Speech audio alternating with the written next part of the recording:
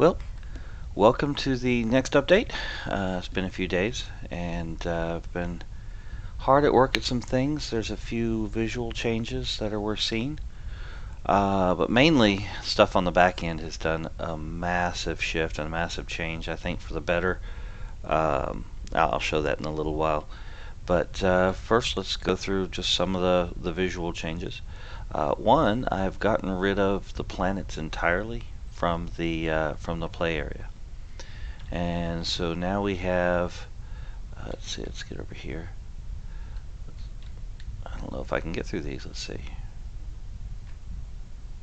Yeah, I should be able to. All right. So we've got this asteroid here, a very large ice asteroid that inside is buried some nice glowing raw materials. So there's one on each side of the play field, so you can see there's one off on that side as well.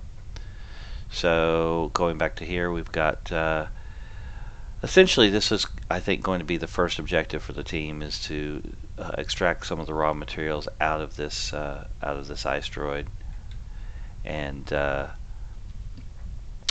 build up enough resources that you can then use them to build the mining equipment that will mine through this. So here we have a asteroid field that is preventing you from accessing the motherlode of resources. So we'll get up here near the edge so that you can sort of see our giant asteroid. Thing I like about this asteroid is that it's the emission on it, where the red parts actually pulsate over time, and they glow and get lighter and darker. So it's getting light right now.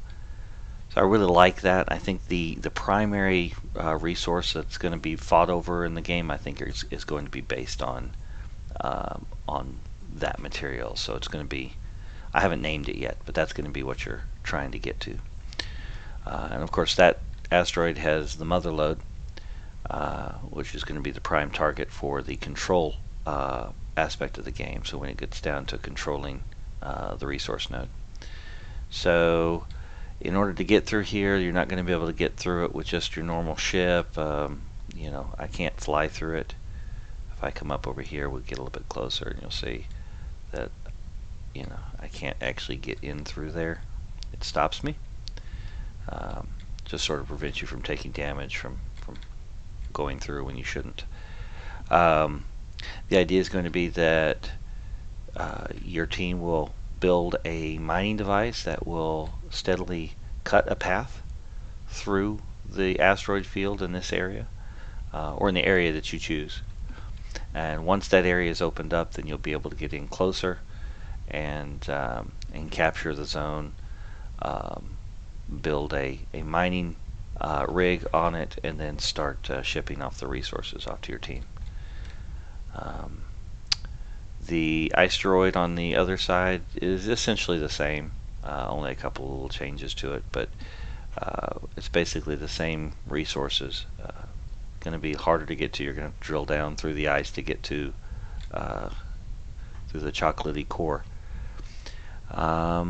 Anything else? Nothing else really changed visually in all of this. This was mainly that was mainly the gist of the visual changes in the game over here.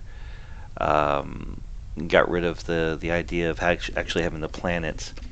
I mentioned it before. By not having the planets, I'm able to have these big objects that I can then fly to and get up a lot closer to. Let's see, are we close enough here?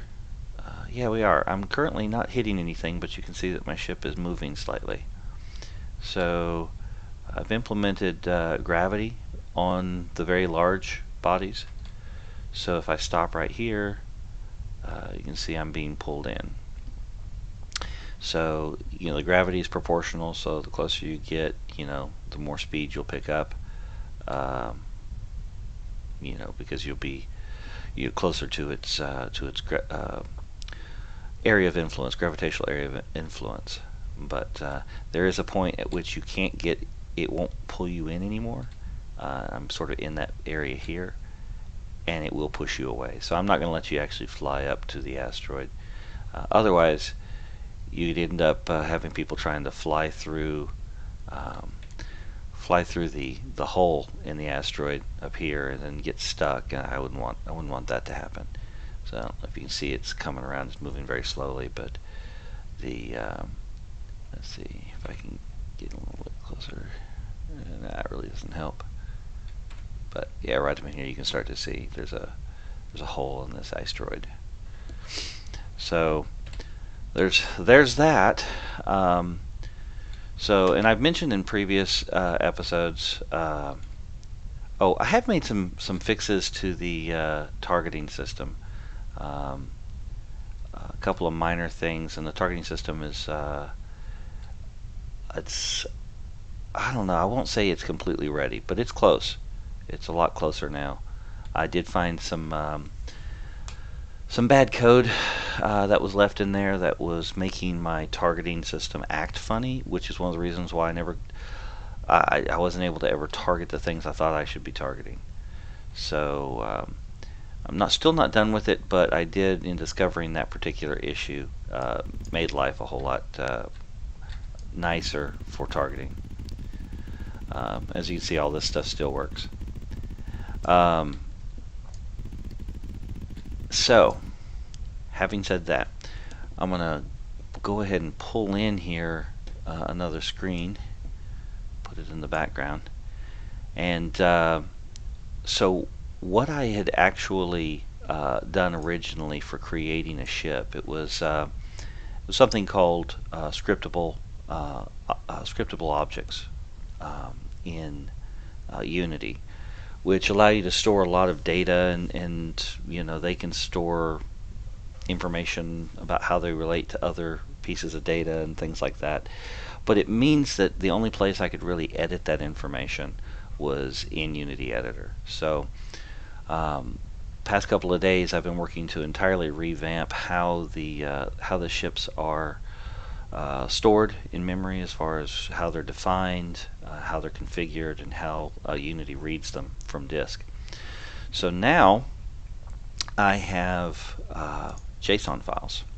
So this support utility vehicle, which I don't know why, I guess I'm running up against an asteroid here. But the support utility, that's freaking me out. I'm going to go to full screen. Is actually defined as a JSON document. So it's got a name, it's got the name of the prefab for the ship, the sound effect for its engines, the performance profile. So I go over here, I have a list of profiles, I've got a support profile that I can format and see, you know, give it how the ship is going to actually perform.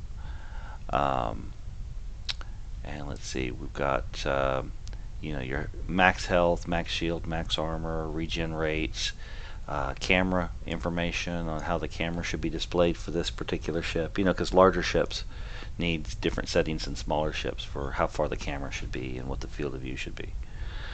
And then the gun configuration. So like this ship has one gun, and you'll see that this is the entire ship definition right here, all on my screen. What is the zoom? I don't know how to zoom in this. View, zoom in, control equals. So the whole ship is defined in just these settings here, but if I look at the Mammoth and format that document, it is a much larger document with a lot of guns.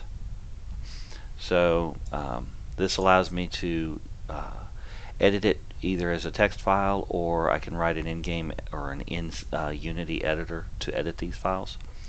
All of this information, I had to write a set of scripts that would extract the old configuration from the scriptable objects and write them to the new configuration. And then once I had it in the new configuration, going in and finding all the locations where I have to actually instantiate the ship and instantiate a gun and have the gun instantiate all of its firing arcs. Um, it yeah, it was a mess. It took a couple days to fully implement. Um, but on the upside, I was able to pull out some older code. There's still a little bit of mess back there that I'll probably clean up as I go. But I was having a little bit of trouble actually getting Unity to read these while the game was running on a fully built game. It worked great in the editor, but when I went to the built game, it decided it couldn't find the files, and so I had to play around with several things to figure out how to get it to find the JSON files for me. But yeah, so this is also, if you think about it, this is the beginnings of potentially moddable characteristics.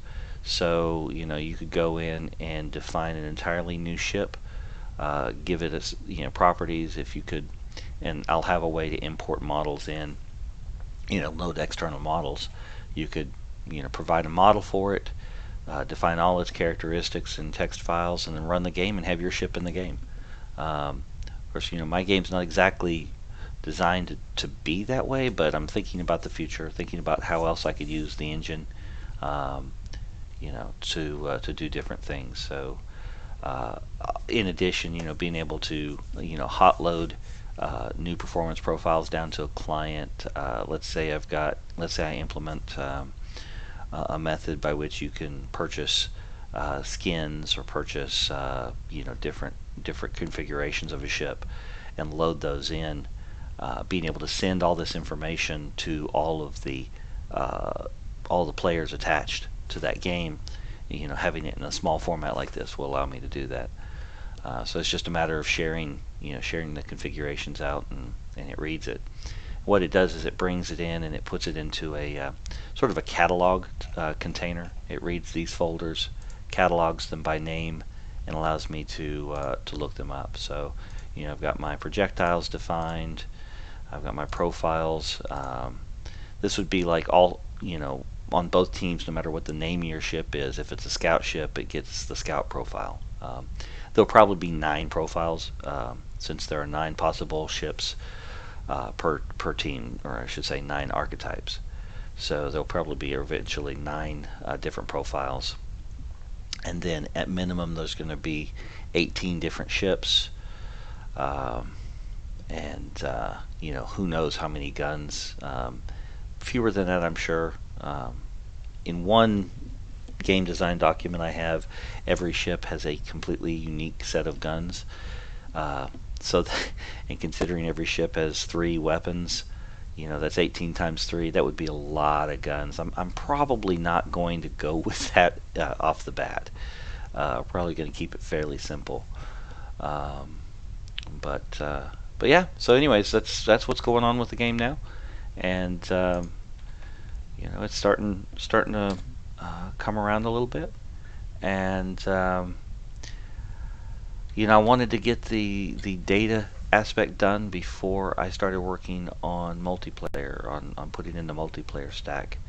So now that I've got this piece in, I think I will probably start in the next day or so, start working on the multiplayer stack and seeing which stack I want to use, whether I want to use the Unity stack or whether I'm going to use Forge networking.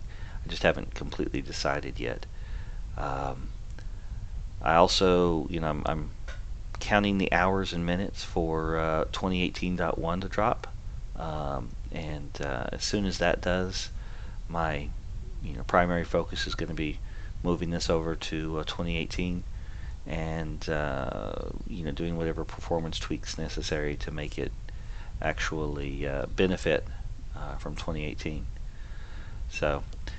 Running a couple of ideas for other games in my head. I don't know that I'll start them yet, but anyways, if I do start anything new, you will find out about it here on this channel. So keep in touch, and give me a shout out in the discussions. Tell me what you like, don't like, anything like that. And as always, subscribe, and catch you next time.